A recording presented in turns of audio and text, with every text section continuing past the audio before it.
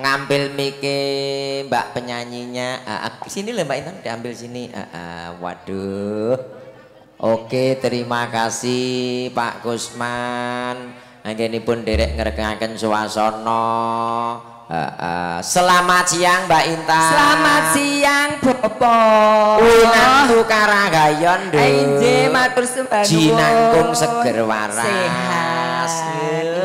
Sowan ana mbulu gledhek. Malih. Ya, alhamdulillah. Kok kaya langganan nggih. Derekke Bu Nasikin. Bu Nasikin ingkang kondang kaloka. Kondang kaloka. Alhamdulillah datang mriki rembaka nggih, Pak. Heeh. Ora kaitan sitok sing penting lumintu nggih. Sing nggih. penting lumintu ajeg insyaallah jalari wareg. Enjih ingkang badhe salat kondur monggo. Enjih menika memang pun wahyaipun dhuwur. Ngeten. Pangapunten Mbah Mudin rantos kedap riyin nggih. Lha napa dipun doani rumiyin? Alah wis tontekno kono sik. Nyumpang ngapunten Mbah Mudin. Kono wis kadung nyekel mik kok tak ndek kok malah gak. Mboten apa-apa, kula wonge bebas kok. Nyantai ngeten. Santai wae. Anjir, sedaya kemawon saderengipun sugeng siang. Assalamualaikum warahmatullahi wabarakatuh. Waalaikumsalam warahmatullahi wabarakatuh. Ansal pundi apa menika? Pikantuk laladan duwet pelaosan. Oh, pelaosan ku ya nek duwet ya. Oh, ada. Oh, ini tak kira kene tok duwet. Ternyata pelaosan ada duwet nggih. Ada. Yes, alhamdulillah. Duwet karo kene didadekne siji lan dadi lan apike, Pak. Iya, mantene leh kesel ngene. Lho, piye to? Lah kuwi lho tangane ngene iki ngempet apa nyapa? Ayo ora iya. Oh, ya iku ya ngono kuwi. Berarti sok mben kudu dicilikne to ya, Dik. Heeh, sok mben ki nang kono, Pak. Bakalan nak nanggone sing jenenge nanggone pelaosan kuwi. Ya nang kono ki pidatan anu apa jenenge udaranya acaranya sangat padat. Oh ngono. Ten mriko niku pokoke nanggone daerah pundi Pak pelaosan. Wah wis acara iki nak campur sari ya sing apik. Heeh. Nak perias ya sing apik. Terop ya sing ora umum. Heeh. Nah nang kono ki nak jenenge wong mantu ki barange apa-apa metu jenenge wong pelaosan. Ya, pelaosan kok dilawan. Pelaosan ra nek sing lawan. Pokoke sarangan pelaosan sak pinunggalane wis to ora nek sing lawan. Iki didongane apa piye? Ora, wis ndang joget-joget. Lah kondur kabeh lho. Jogetno sak ketang sak lagu. Oh ngono. Heeh, terus nyuwun barokah donga. Lah ya aku mau dipeseni nek sing jenenge manggolone iki kon barongne lho, Pak. Jane. Heeh, lah wong iki entek kabeh iki wong ki engko wis langsung dibarongne wae. Lah iya pengenku ki lah ya wis langsung dibarongke wae. Piye iki kok anku kondur sedaya. Hei, tamune kok mulai iki nyapa? Ya wis diparingi dahar. Paringi dahar.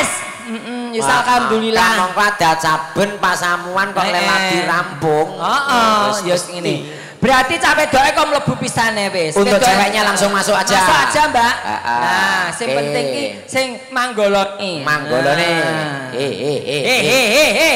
Pirono ho manggolo tok. Manggolo. Yuk langsung wae nekno yuk. Manggolone pinter Pak jarene iki tukang ganong. Tukang barong. Tukang apa sing meloncat-meloncat ngono kae. Wis lewe sak njalukmu ning kene iki engko bayaramu PN kabeh ning kene. Yuk. Sijine sebelah kono Kang Mas. Cang ganteng siji sebelah kono, sijine sebelah kono ganong. Heeh kono. Yuk. Selape copot lek keris. Oh iya. Heeh iki engko arep mencelat-mencelat ngono ya, Pak. Yo selap keris. Blangkon nek iso. Heeh yo timbangane penyok. Amarga.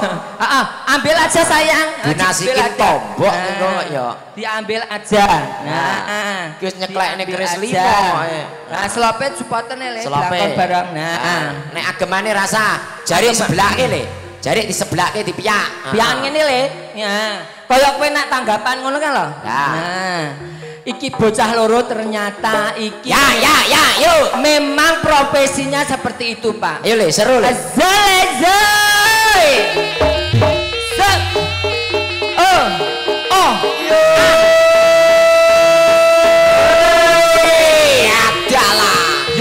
sing maringi dhuwit nggone Pak Yit ya iki. Oh ngono. Ya Pak Yit ki karo maringi arta. Ya ta? Iya pokoke bocah ki kok sing jenenge Ganong apik. Engko 500-an lho Pak. Oh ngono. Ra gemen-gemes. Mas. Oh. Sing dhisik iki. Yo. Jenenge kan jenenge wong bareng kan mesti lah gesek bareng-bareng ngene-ngene oh, ketok. Oh ya. Yo sampyo. Yo. Yo.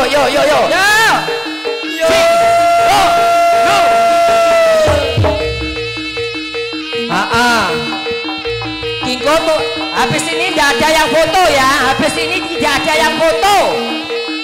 Makanya jenenge manggolone gak gelem nari-nari, enek dicegati tukang foto-foto. Pokoknya pas aku nyucuk ora oleh nek foto. Ya wis kene. Yo. Tak hajar pokoknya.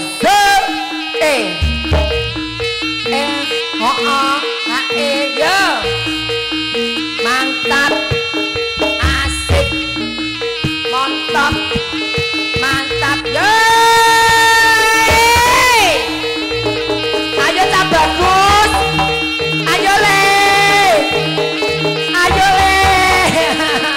Piye bocah iki? Sik hop. Kasih dong. Sik ora, aku tak takon karo sing gawe. Heeh. Pak, larene niki kok mendel mawon. Napa dereng jenengan sangoni? Geyangoni apa ora ning dhuwit? Lah dalah boko we. Wis duwite wis entek nggo mbayari teror. Oh ngono.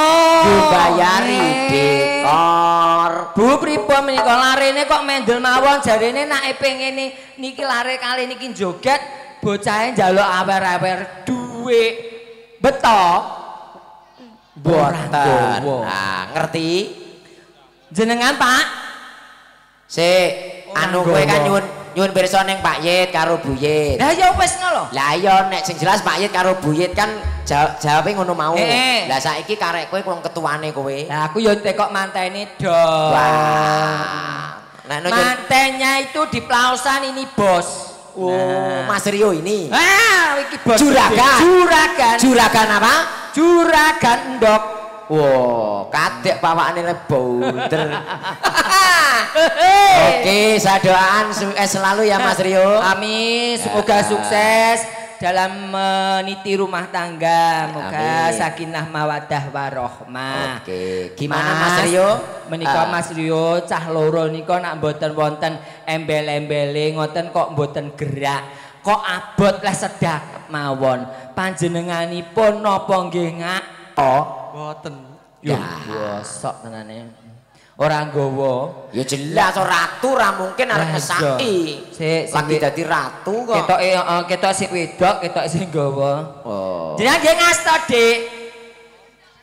Ora nggawa. Sik ketoke besan nggawa dompet gedhi. Ora masalah wong jenenge besan iki ya pengusaha lho. Oh iya. Pengusaha gedhen. Iya. Bunda, menika lare kalih kok kula ditangisi bocah gelem obah nek mboten wonten awer-awere. Jenengan nggih kersa nyawer. Pripun? Mboten beto. Jujur. Bapak. Napake lho ketoke asli nggowo. Pripun, Pak? Pripun menika, Pak? Lah, kena sing nombok. Pripun, Pak? Oh, nah, wis langsung lung. Lho, langsung. Piro kuwi? 500. 500 ki pokoke 50 sik. Oh alah. Mur ngono tok. Anu Mas, nyuwun asli tus gandongane Mas. Aja garap jaranan Mas. Oh, tus anu ya gandongan ya. Ya. Ya iki wis enek 50 coba.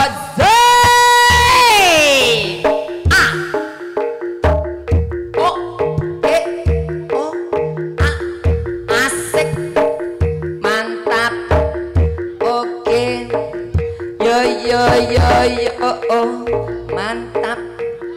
Ayo le masa kowe ora krungu le masa kowe budek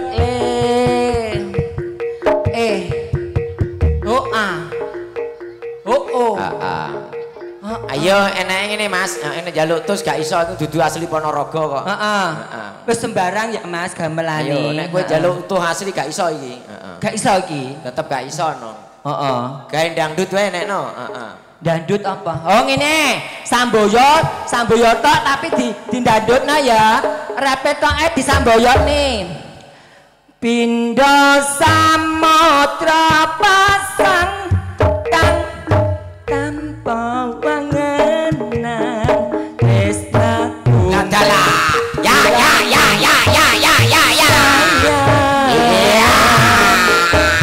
Dahyane bulan kang sumunar apyoring tawang. Dalah. Tamu Ya. dilamunan. Hei! Wah!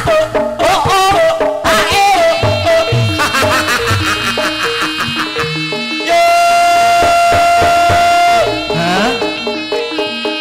Berono tak? Kowe no ganti no. Yo ya Allah, wing kok tak kira ngene.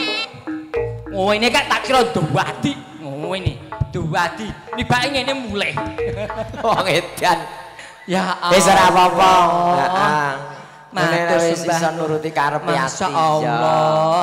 Aku mau aku ki bisiki mulai pertama. Piye? Mbak, niku mengke manggolone njian jogetne ganongan. Karyokan. Karepe ben apik nibake bocah meneng metu-metu ngene. Nibake Damar manjung Mbak Intan. Oh ngaten. Waktu dikasih Sampun. Heeh. Pripun, Pak? Pripun? Wo khusus kowe kon ngreok. Kayak susu no. Kowe biar difoto. Lah, difoto disotek. Diviralke nggo tanda bukti. Mono sing mesra no ya. Sing mesra. Alon-alon.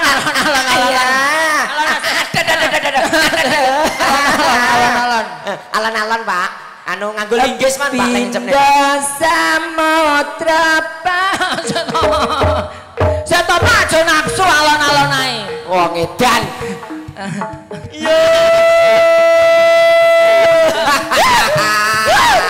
Aku kering. Asik. Iki nggih Pak kula lebet nang ngene gua Selarong. Hak milik buat kamu. Mantap. La. Hoi. Ya. Wadala. Hoi.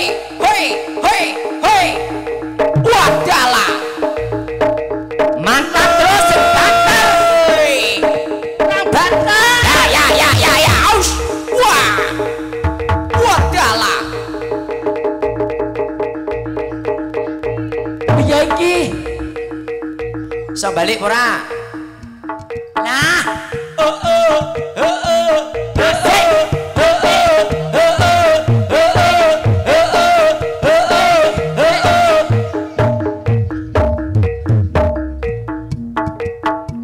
Asik yo.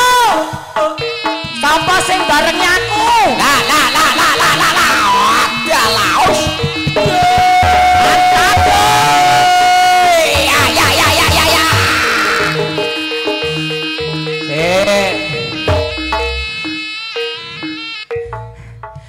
Pindha samudra pasang kang diwangenan tresnaku ning siramu sayang cahyane bulan kang sumunar abyoreng tawang yen tisli ramu dadi lamun ayo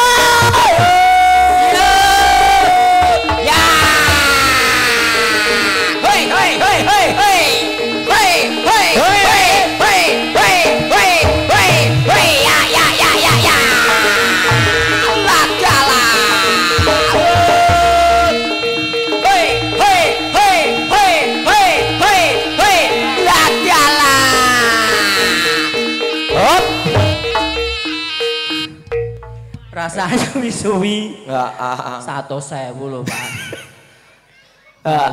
Ya alhamdulillah. Tandur ya sak kemengan kowe kok ya. Umpama. Enek sing nambah 100.000 no. Kowe gelem? Gelem neh. Tenane. Enek sing nambah 100.000 gelem neh. Enek iki. Enek. Oh, malah trimo 100. Pira? 2 juta. Tenan? Heeh. Ndi? Neng kowe mulai ninggal sikil gelem ora? Ya aja to, Pak, sesuk nyambut gawe ya. Dik Intan. Dalem, Pak. Kamar mancung. Injih. Monggo.